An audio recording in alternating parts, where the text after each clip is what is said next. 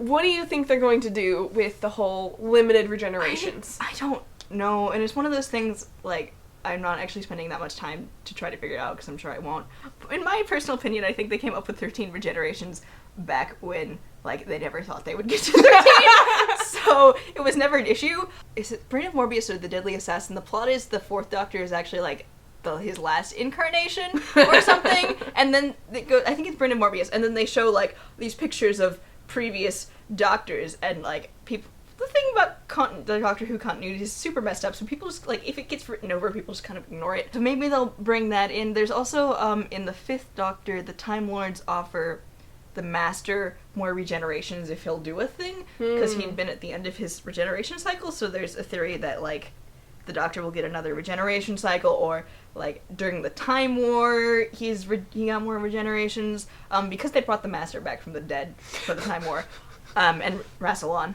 So, like, and then there's the whole thing of, like, and then in the Sarah Jane Adventures, the Doctor said he could regenerate 507 times. I think, I remember Moffat saying something about, like, they've only said 13 regenerations a couple times. I don't know why people have, like, locked onto this, but it's actually been a plot point in quite a few stories, and actually I really like Modern Undead, where it's a major plot point that he's on, that he only has, like, 8 regenerations left. I also saw an interview with Moffat where he said Whovians have missed something. Miscounted. I think we discussed the theory of when River gave her regenerations to the Doctor. I like River as a character more than I like what was done with her on a meta level. Like, I think she's awesome, but I don't like what was, like, done with the character. Like, and then she's part Time Lord for, like, no apparent... oh, the Doctor's not the only Time Lord, but she already gave away all her regenerations, so that's... And the concept of the character means she can, like, never really be gone. If they got married, which I'm not, like, super... Against. Like, I'm not against, I'm not for, but it's like, if you did that, you have to stick with that. Like, man, you just did that for Easton finale. You can't ignore that now. Yeah, because if you have them get married, and then you bring in Clara, and there's all these things like, oh, they're dating, or something, like, you know, there's all those things. I'm just like... I'm hoping that Peter Capaldi will kind of kill that, maybe? Well, maybe, I think because he's older. But that never stopped Dr. Joe shippers. It never has. Nothing ever stops shippers. That's true. That's very true. I like female companions when they're not in love with him, which is another plus for Classic Who, is like, everything is understated, so you can make some cases for some stuff, but there is no obvious romance. But the Doctor does seem to have a thing for blonde girls whose names start with R. R. Rose, River, Romana. Romana 2. Oh, okay. And does he have a romance with Romana?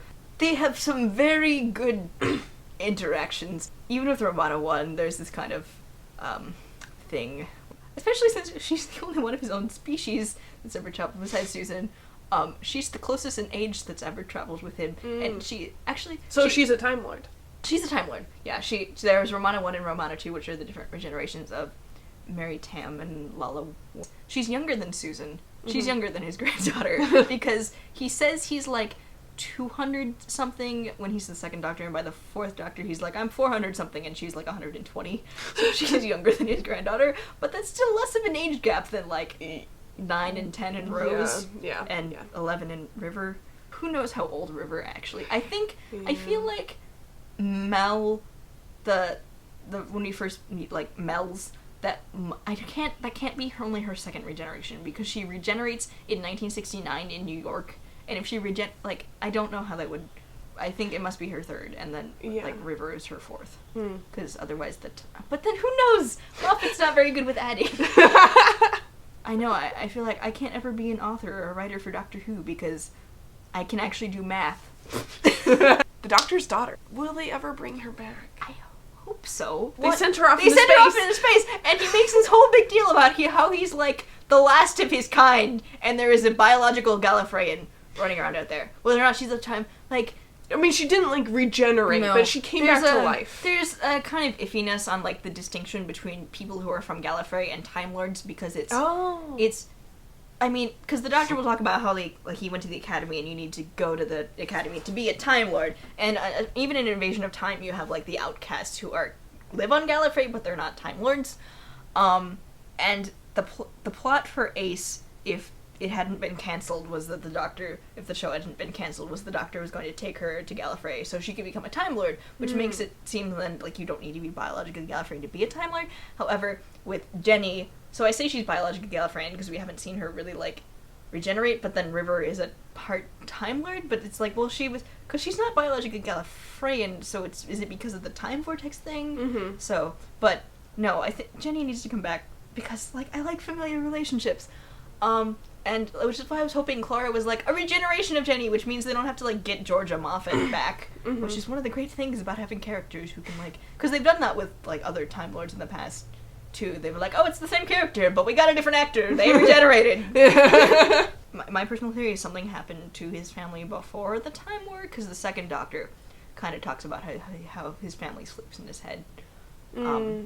And I mean, Susan is traveling with him, who's his granddaughter. I think she's biologically his granddaughter. There are some theories that she's not, but that's kind of getting into later, and the expanded universe. But apparently, for the 5 Doctors, Carol and Ford actually laughed when they said they didn't want to, like, imply that the Doctor had actually had sex. So they actually were like, no, she's his granddaughter. And I think they're actually biologically related, because there's no indication in the show that they're not. And he talks about, especially in the revamp, or renewal, or the new version, that, like, he has had a family in the past, and he had kids, and he had a brother and whatnot. Yeah, and I think that was the part of the poignant part of the Doctor's daughter, was that him accepting her as family. Which just made it all the harder from when he just left. Though at the same time, it's kind of weird watching them and then being like, any, like, interaction they have. It's like, they're married now. I know. They're married. That's weird. I'm trying really hard to see this as familial and kind of failing.